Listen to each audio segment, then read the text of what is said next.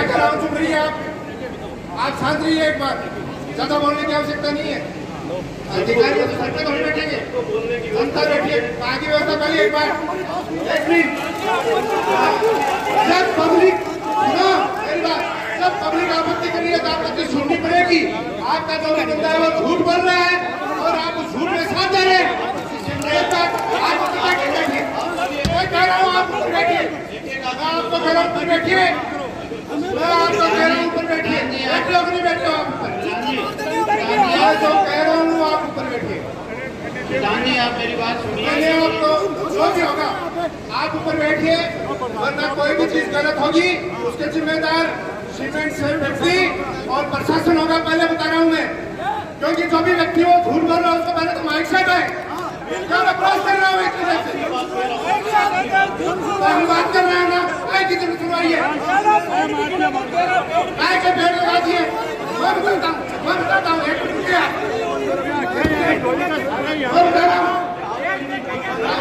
नवलगढ़ पंचायत समिति में आपका स्टाफ आया था छठ मनाने, और इन्होंने पंचायत समिति की साधारण सभा में इन्होंने हमारे से वादा किया था हम 46 ग्राम पंचायतों में वृक्षारोपण का काम करेंगे। और सुना मेरी बात, पहले बता रहा हूँ इसको साइड में कर दो जनता के बीच में, वरना दुष्परिणाम भुगतने के लिए तैयार रहना, ये दुष्परिणाम भुगतने के लिए तैयार रहना। मैं पहले कह रहा हूँ एक तो ये जो भी माइक पे बैठा है इसको साइड में करो, और पुलिस प्रशासन से हाथ जोड़ कर निवेदन है मेरा कि आप किसानों के बीच में न पड़े, कोई भी किसान के बीच में पुलिस प्रशासन नहीं है। आज के लिए फैक्ट्री और सरकार और किसान आमने सामने होंगे, और अगर कोई भी चीज गलत है उसका प्रशासन होगा। पहले कह रहा हूँ इस बात को शांति से सुन ले, एक मिनट पहले आप साइड में होंगे, एक एक व्यक्ति बोलेगा, लेकिन एक मिनट रुकिए,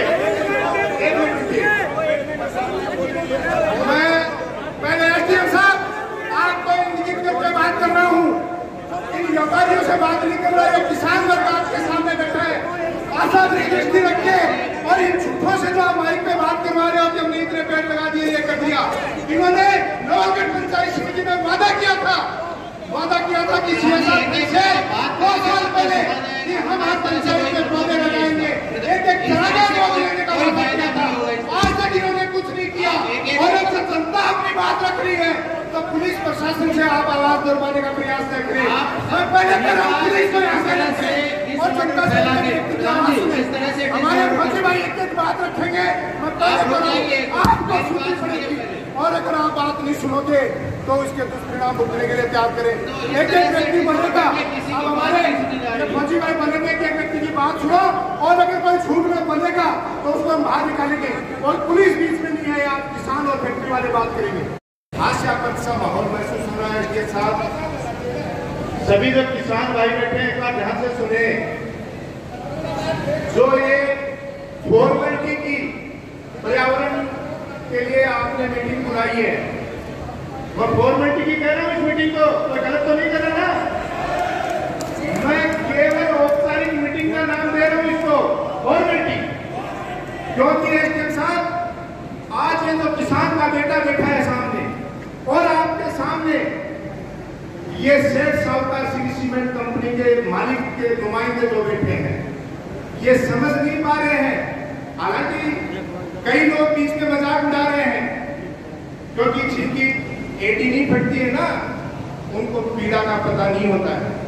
और जो किसान वर्ग से आता है और जिसने रात दिन मेहनत करके अपनी जमीन को अपनी माँ की तरह सींचा हो, अपने पेड़ पौधों को एक परिवार की तरह सींचा हो, वो उस दुख दर्द को समझ सकते हैं। लेकिन इन फैक्ट्री के नुमाइंदों से मैं मेरी बात शुरू करने से पहले एक बात कहना चाहूंगा कि आज से पहले भी आपने कई मीटिंगें की, 2 साल पहले आपने की मीटिंग, उसमें हम भी उपस्थित हुए, अपनी बात भी रखी, लेकिन करना वही है जो आप लोग पहले से तय करके आए हो। ये सही बात है, ये साइन, ये फॉर्मेलिटी, ये जन सुनवाई, और बीच बीच में आपके तय किए हुए लोग जिनको आपने कल शाम से पिछले 5 दिन से तय किया है कि वो पड़ता है, क्योंकि जिस दिन किसान का बेटा पूरी तरह से जाग जाएगा, क्योंकि किसान खेत में काम करता है और उसका बेटा जिस तरीके से देश की सीमाओं पे देश की रक्षा करता है, इस भोले भाले लोगों के साथ भेदभाव मत करो। इन फैक्ट्री के नुमाइंदों से कहना चाहता हूँ, ये ठेकेदार बन पाने की प्रवृत्ति बंद कर दो।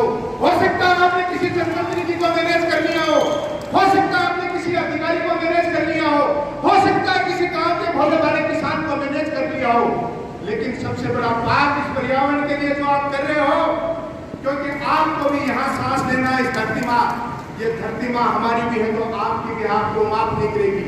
क्या बात कर रहे हो आप एनओसी के छोटे से टुकड़े के लिए? कितने पापड़ 20 दिन से बेल रहे हो आप? कितने लोगों को आप जा जाके मैनेज कर रहे हो कि आप हमारे विरोध में बोलना, आप हमारे खिलाफ मत बोलना। ये अधिकारी आएगा, वो अधिकारी आएगा। मैं एक बार बीच में नहीं है तो कहने का तात्पर्य है पर्यावरण की बात, जो पर्यावरण की बात है उसमें आप देखिए कि कितने पेड़ पौधे लगे। आज पंचायत समिति में पंचायत समिति में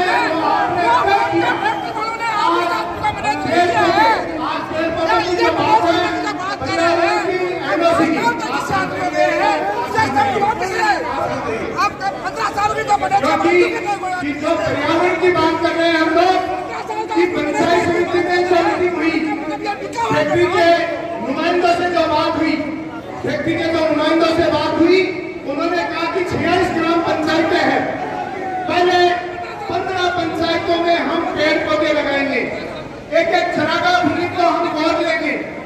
आज मैं आपसे पूछना चाहता हूं कि आप चरागाह भूमि, आज देखिए ये दुर्भाग्य की बात है कि जो पुलिस प्रशासन और आप लोगों के बीच में जो दूरी बनाई जा रही है, आपने जो पहले एनओसी ली, पिछली बार पंचायत तहसील में जो मीटिंग थी उसमें भी मैंने ये आवाज उठाई थी, अभी भी कह रहा हूं।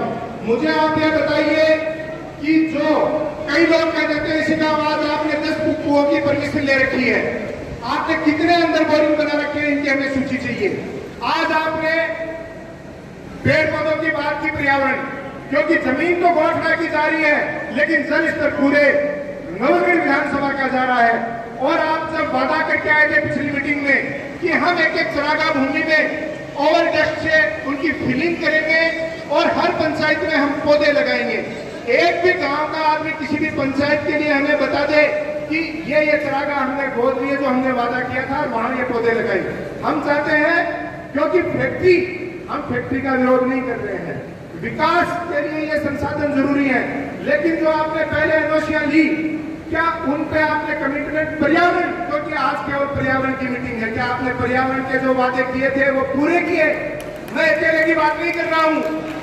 आज नवगढ़ ग्राम पंचायत समिति के 46 ग्राम पंचायतों में आपकी फैक्ट्री के नुमाइंदे साधारण सभा की मीटिंग में वादा करके आए थे कि हम हर एक पंचायत से एक एक चरागाह भूमि गोद लेंगे, उसकी वायर फेंसिंग लेंगे और उसमें हम मिट्टी भराव करके पौधे लगवाएंगे, जिसका रख रखाव हमने भी वादा किया था कि नरेगा की लेबर को साथ जोड़ के हमें हमारा उद्देश्य पर्यावरण बचाना है, न कि कोई राजनीति करनी। ये सारी बातें आपने अगर पहले के एनओसियों के लिए कर ली हो, तो हमें आगे आने वाली एनओसी के लिए कोई आपत्ति नहीं है। लेकिन अगर आपने वो जो सारी बातें इस किसान वर्ग से किया था, पर्यावरण संरक्षण के लिए, कि जितने भी आज कहने को कह देते हैं कितने डंपर ओवरलोड आते हैं, उनके ऊपर क्या कवर आता है जाता नहीं है, ये सारी चीजें तो पर्यावरण को बचाने के लिए। आज अभी कटेवा जी गौमाता की बात कर रहे थे, कितनी गायें जगती थी, आपने पर्यावरण के लिए हमारे यहाँ गोचर भूमियां थी, जोड़ी थी, तलाइयां थी, उनकी एवरेज में हमें कहाँ जमीन अलॉट की वो बताओ।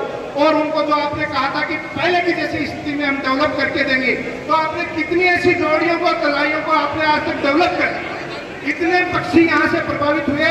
आपने पक्षियों के संरक्षण के लिए क्या किया? आपने वन विभाग में अपनी एनओसी के लिए जो एफिडेविट दिया था कि हम एक के बदले 2 या 5 जो भी पौधे लगाएंगे, वो पौधे कहाँ लगाए उस एनओसी पे हमारे से? मैं नहीं कहता, मुझे बताइए। आज ये सारी जनता बैठी है, उसके सामने आप पुराने हिसाब दे दीजिए और अगली एनओसी में आप करने के हकदार बनते हैं।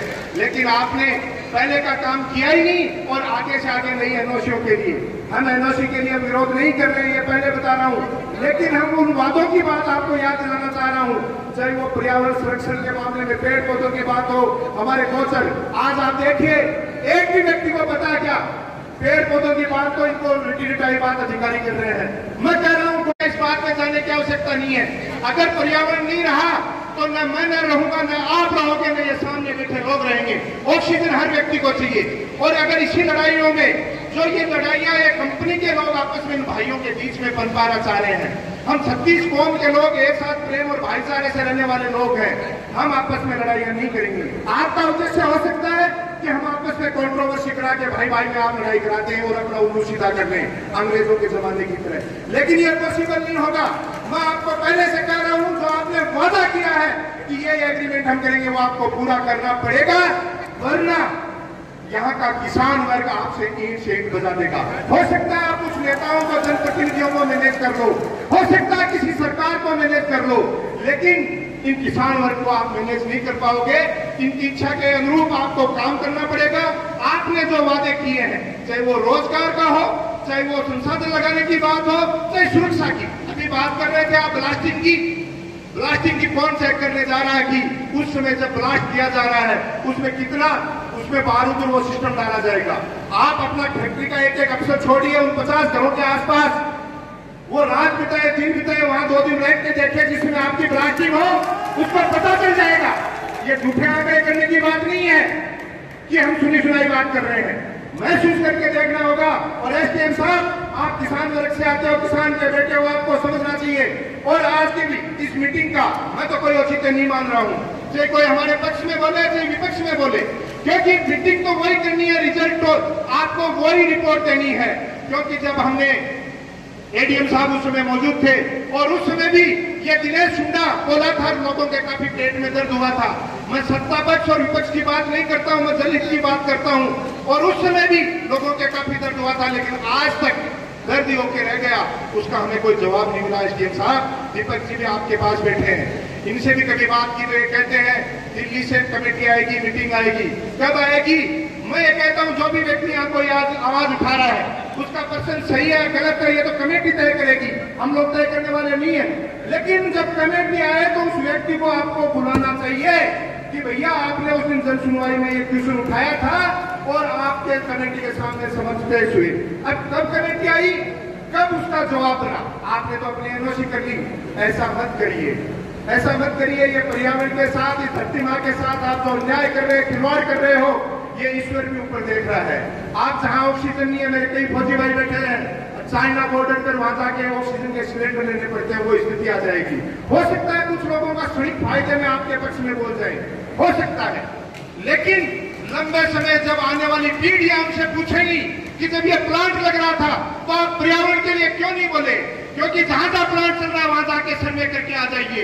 पिछले दिनों देरवाड़ा में भी एक बायोवेस्ट का प्लांट चल रहा था, हमने 3 महीने लड़ाई लड़ी, उसको कैंसिल कराया। क्योंकि जो इसकी चिमनियां लगती हैं, जो इसकी धूल उड़ती है, ये धूल के बड़े बड़े अंबार लगे हुए हैं। आसपास के घरों के लोग आटे के साथ, मुझे पता है, नमक और आटे के साथ कितनी मिट्टी उसमें खाते हैं।